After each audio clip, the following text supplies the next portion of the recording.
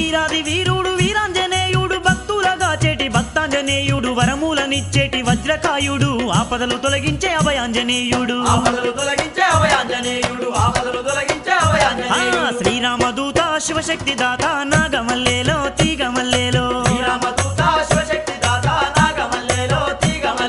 కోరిన సిరులిచ్చే కొండంత దేవుడు నాగమల్లేలో తీగమల్లేలో ముత్యంపేటలోన ముత్యాల కొండ నాగమల్లేలో తీగమల్లేలో